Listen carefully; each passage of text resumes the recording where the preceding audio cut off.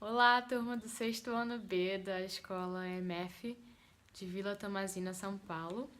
Eu sou a Maria, amiga da Mariana, professora de ciência de vocês, e eu tô aqui para responder as perguntas que vocês me fizeram sobre o universo. A Mari está discutindo esse assunto com vocês agora e ela me convidou para fazer essa participação na aula de vocês. Eu estou muito feliz de estar colaborando para o conhecimento de vocês. E essa é uma ótima prática porque as perguntas, né, são o que fazem o conhecimento avançar. Sem as perguntas, sem a curiosidade, a gente estaria estagnado no mesmo lugar sem avançar o nosso conhecimento. Então, reconhecer como fazer pergunta e estar curioso e debater e ter um pensamento crítico sobre as coisas é muito importante. A primeira que eu escolhi é da Jamile e ela me pergunta assim: já que o planeta é feito de átomos, como é que surgiu o átomo? A pergunta é muito interessante. Então, os átomos, eles não constroem só o planeta, eles constroem toda a matéria do universo. Por exemplo, eu lembro quando eu aprendi sobre o átomo na escola e eu fiquei muito interessada sobre esse assunto, super curiosa. Eu lembro que eu estudava numa cidade vizinha da minha, então eu tinha um transporte, né, diário, uma van me pegava em casa e me levava para a escola. E eu lembro que no dia que a professora explicou pra gente o que era o átomo, eu voltei pra casa na van olhando pra tudo, assim, eu lembro que eu olhava pro banco na minha frente, aí eu pensava, nossa, mas isso aqui é feito de átomos e eu também sou feita de átomos. Como é que pode o banco ser feito da mesma coisa que eu sou? E claro, não é só isso, né? Mas é um exemplo fácil para tentar entender que o átomo está em quase tudo que a gente vê, né? E sente e interage com, é pensar no ar. O nosso ar aqui está cheio de átomos de nitrogênio e oxigênio e a gente está respirando esse átomo. Os átomos são partículas muito pequenas.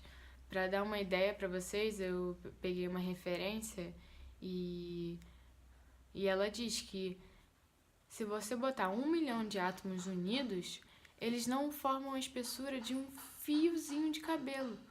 Nem 1 milhão de átomos formam a espessura de um fiozinho de cabelo. Então a gente vê como ele é muito pequeno mesmo.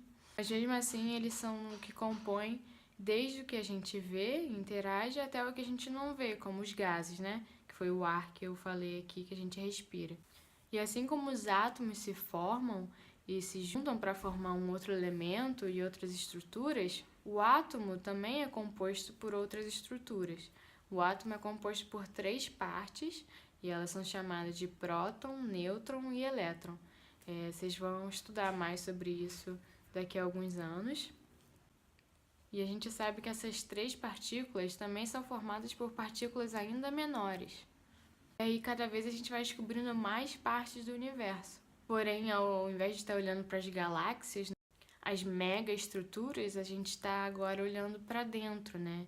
Então, fazer uma analogia com o corpo humano. Em vez de a gente estar olhando para tudo para fora, tudo que a gente vê, a gente está olhando a estrutura do olho lá dentro, todas as células que compõem o nosso olho, como é que a luz vem para o nosso olho. Então, o átomo é parte desse estudo das menores partes que compõem o universo. Kainan quer saber se, na minha opinião, eu acho que o universo é finito ou infinito. Essa é uma pergunta bem difícil, mas parando para pensar um pouquinho, eu diria infinito, por 3 razões. Primeiro, nosso universo pode realmente ser infinito. Segundo, porque mesmo se ele for finito, talvez o nosso conhecimento e tecnologia nunca nos permitam chegar nesse final do universo. Então ele ainda continuaria infinito pra gente. E terceiro, porque se ele for finito, então cria de novo uma questão, ele é infinito aonde, né? Se ele é finito, então deve ter alguma coisa que ele... deve ter algum lugar que ele existe. Provavelmente ele será parte de uma estrutura muito maior e por aí vai, o que traz novamente essa ideia de que o universo é infinito de qualquer jeito. Então eu diria que por causa dessas 3 razões, ele é infinito. A Aline me perguntou como que é o Sol e como que é o universo. Olha, o que a gente tem até hoje, né, são imagens, né, do Sol e do universo e estudos que a gente faz para tentar entender eles um pouquinho mais. Então eu vou te mostrar um GIF aqui e que ele é bem interessante porque ele nos dá essa ideia de tamanho e de como o universo é estruturado. O Sol é uma bola de energia, né? E existem vários sóis e os sóis existem nas galáxias e as galáxias existem no universo e o universo existe. A gente ainda tem muito para descobrir sobre tudo isso, mas a coisa é certa, é muito lindo e muito inspirador.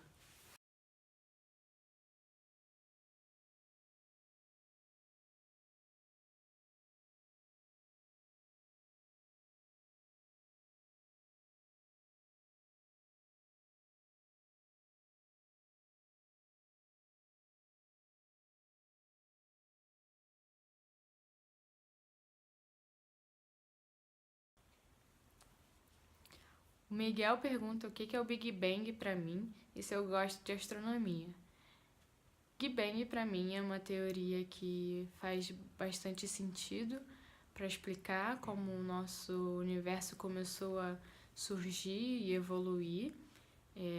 Fala que essa expansão, né, da matéria, do espaço-tempo, então do começo do nosso universo, como a gente o entende. Uma teoria que já tem uns dados bastante fortes para dar suporte para ela, mas ainda tem muito para a gente descobrir, então esperar os próximos anos. E a astronomia, claro que eu gosto, apesar de não ser a minha área especificamente, né?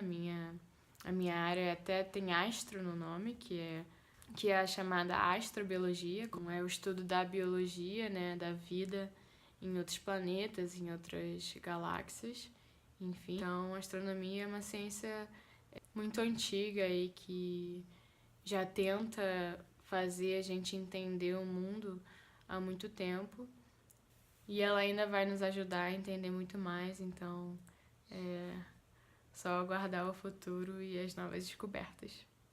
A Daniele quer saber se é possível que um dia a camada de ozônio seja destruída e assim os raios ultravioletas cheguem na Terra. Sim, é possível. Na verdade, essa é uma das ideias dentro da teoria da extinção dos dinossauros. Acredita-se que quando o meteorito atingiu a Terra, uma nuvem muito densa cobriu a Terra por 2 anos, uma nuvem de elementos tóxicos e de poeira. E essa nuvem ao redor da Terra estava muito perto da camada de ozônio. E o que essa nuvem fazia é que ela absorvia os raios solares, né? Não deixava passar para a superfície da Terra. Ela absorvia bastante dessa energia solar, o que fez com que essa parte da atmosfera ficasse muito mais quente e isso destruiu a camada de ozônio. E aí, quando essa nuvem ela se dissipou, os raios ultravioletas chegaram na Terra com muita força e aí contribuíram muito para a extinção ainda mais, não só dos dinossauros, como grande parte dos animais que viviam na Terra naquela época. O Matheus quer saber se em Marte tem água potável.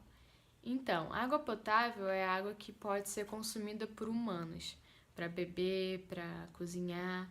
E esse é um termo que vem daqui da Terra, né?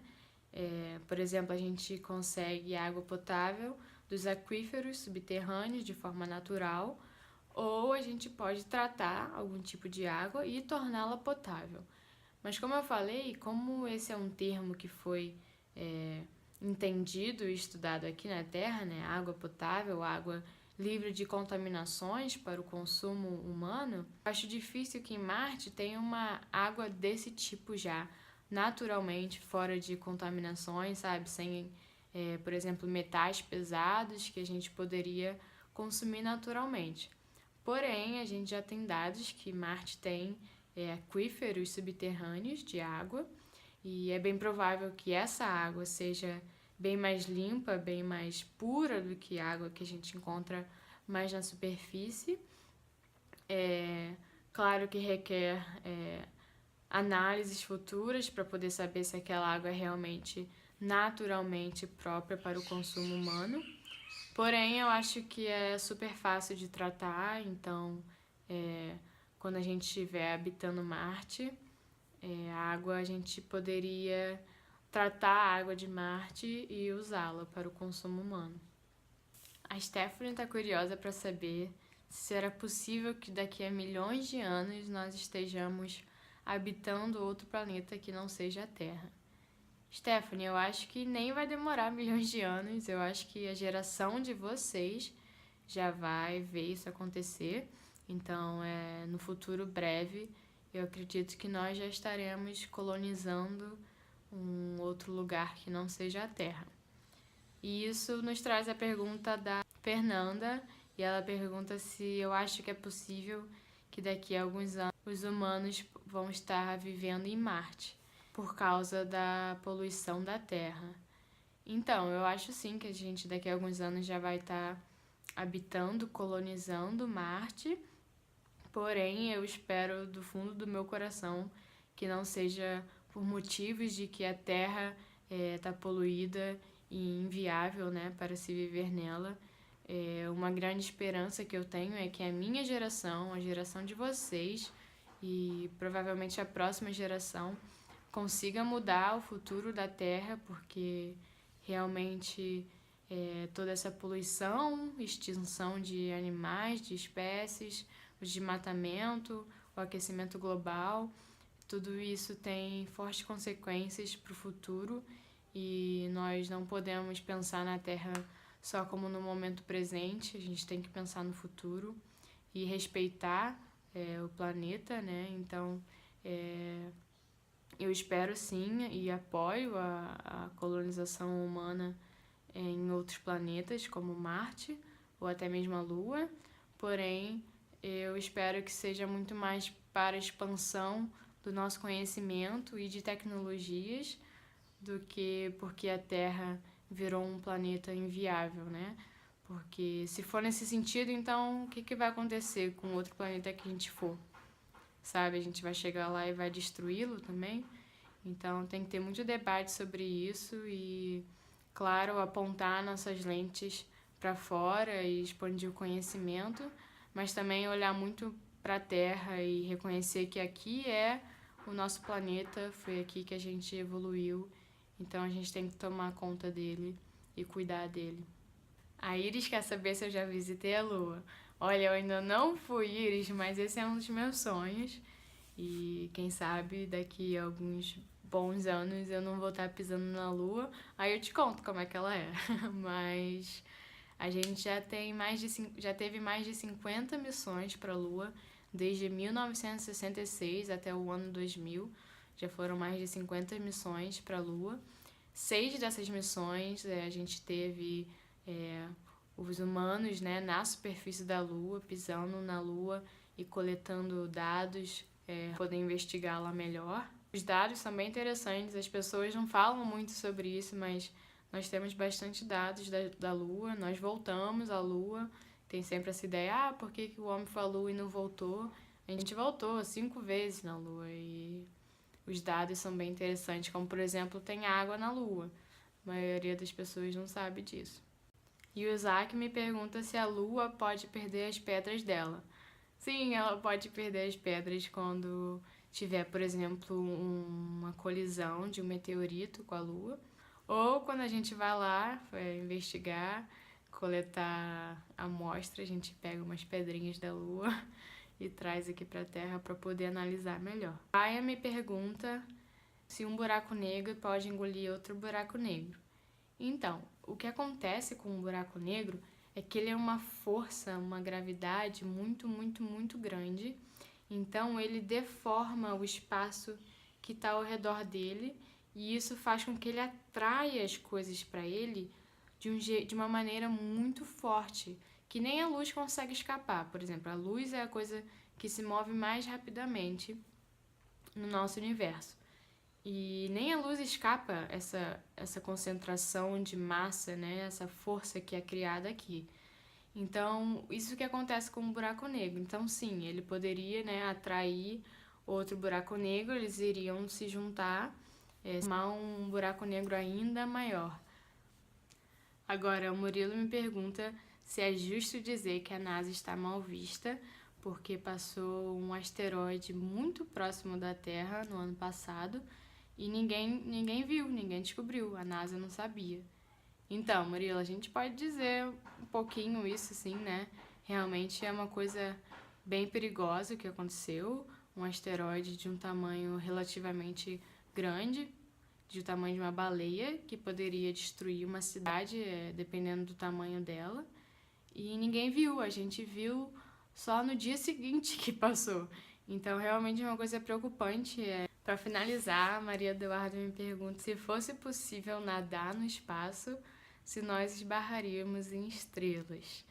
Então, quase todas as pontinhas brilhantes que a gente vê no nosso céu são realmente estrelas. E apesar deles parecerem que eles estão só num plano aqui, né? Então, como se todos os pontinhos estivessem no mesmo plano, a realidade é que eles estão muito distantes um do outro. Então, por exemplo, uma estrela está aqui, a outra está lá embaixo, a outra está aqui na frente, mas o tamanho e a distância dela às vezes nos dá essa impressão de que elas estão num plano só. E aí, por causa disso, talvez pareça que se a gente nadasse ali no espaço, a gente estaria nadando, né, nas estrelas, esbarrando em todas as estrelas. Mas a verdade é que elas estão muito distantes da gente e elas são muito, muito, muito grandes e então não tem nem como tocar nelas. Muito obrigada por terem mandado essas perguntas.